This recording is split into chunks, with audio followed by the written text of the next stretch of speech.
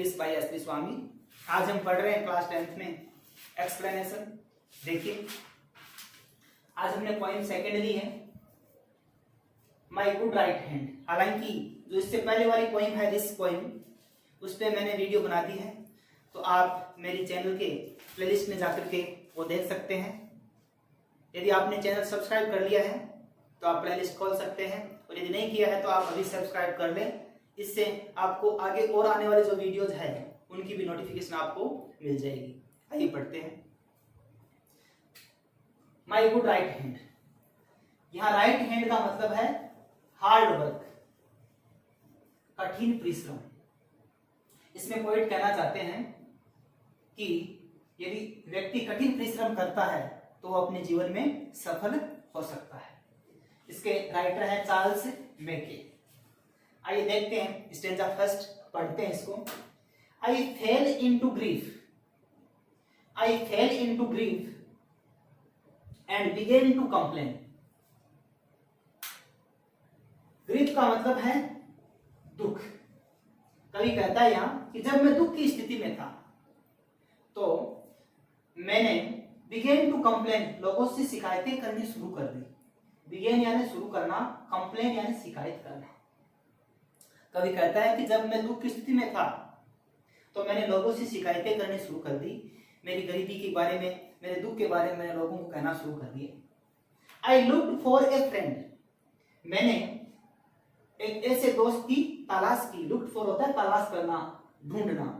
मैंने मेरे दोस्त की तलाश की, खोज की, उसको ढूंढा।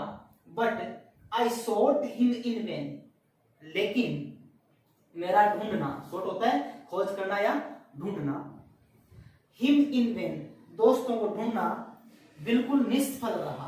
मतलब मेरे संकट में मेरे साथ कोई भी दोस्त नहीं आया, मुझे ऐसा कोई दोस्त नहीं मिला जो मेरी सहायता कर सके। इन वेन का मतलब होता है निष्फल होना, व्यर्थ होना, बेकार हो जाना। मतलब मेरा ढूंढना बिल्कुल बेकार हो गया, ऐसा कोई दोस्त नहीं मिला जो मेरी सहायता कर सके। कंपेनियंस वर शाई, कंपेनियंस का मतलब है साथी, मित्र, दोस्त। वर शाई, शाई का मतलब होता है शर्माना, हालांकि यहां मतलब है कतराना। मतलब मेरे जो दोस्त थे, मेरे दुख को देख करके कोई भी सहायता के लिए आगे नहीं आ रहा था, सब मेरे से कतरा रहे थे। मतलब जानते हुए भी वो पीछे हट रहे थे, कोई भी मेरी सहायता करने के लिए आगे नहीं आ रहा था। And acquaintance were called, acquaintance होते हैं परिचित, रिश्तेदार। एक्वेंटेंस यानी परिचित।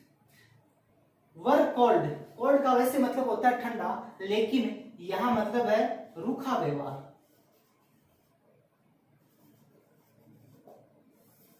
मेरे परिचितों ने, जो मेरे परिचित थे, मैं उनके पास गया तो उन्होंने भी मेरे साथ रूखा व्यवहार किया, किसी ने भी मेरी सहायता नहीं की।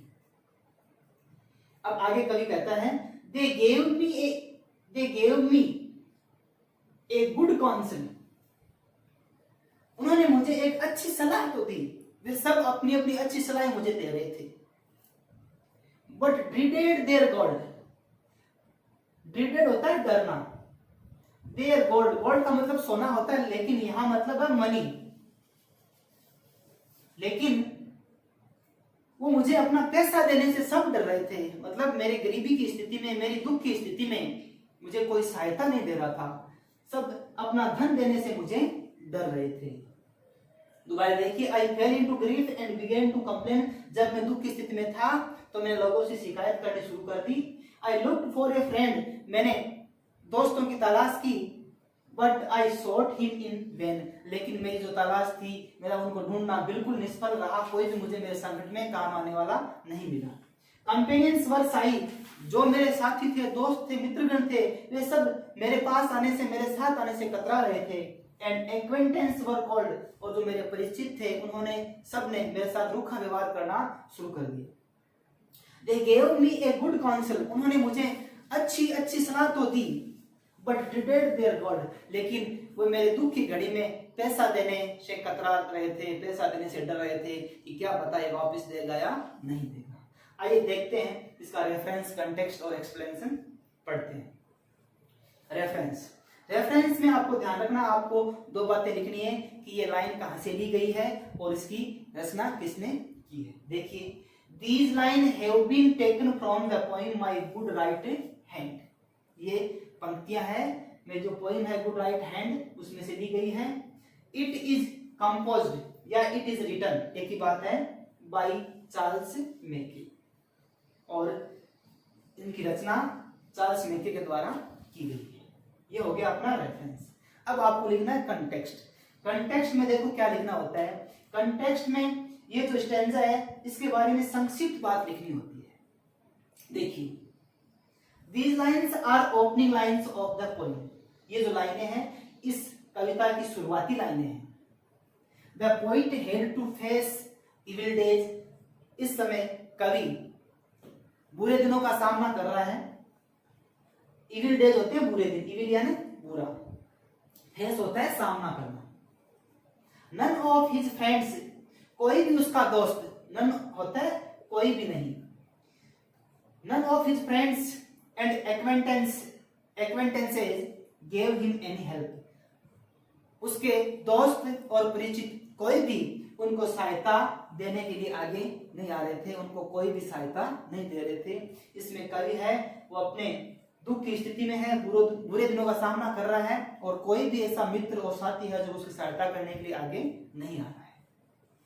अब देखते हैं एक्सप्लेनेशन। एक्सप्लेनेशन में अपने को इसकी पूर्ण व्याख्या करनी है, डिटेल से इसमें लिखना है। देखिए, in these lines poet says, इन पंक्तियों में कवि कहता है,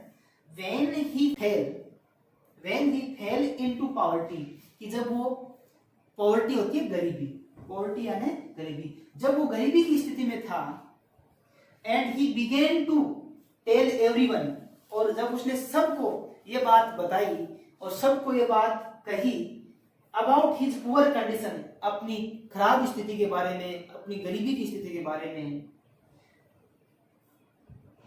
He also searched for a friend, इसके लिए उन्होंने अपने दोस्तों की भी खोज की, मित्रों की भी खोज की। Who could help him, ऐसा फ्रेंड जो उसकी सहायता कर सके, ऐसे दोस्त की भी उन्होंने खोज की। But his search was useless, लेकिन उनका खोज थी, उनका जो ढूंढना था वो बिल्कुल बेकार गया, बिल्कुल यूजलेस रहा। He couldn't find anyone, वे किसी को भी नहीं ढूंढ सके who could help him, जो उनकी सहायता कर सके, to out of his poverty, जो उनको इस गरीबी से बाहर निकाल सके।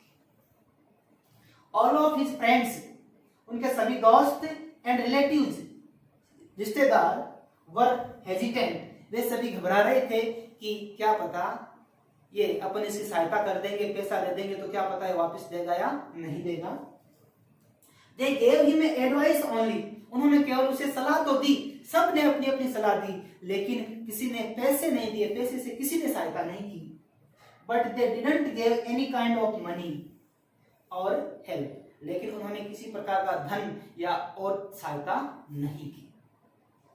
ये अपन ने इसकी रेफरेंस, कंटेक्स्ट और एक्सप्लेनेशन पढ़ी।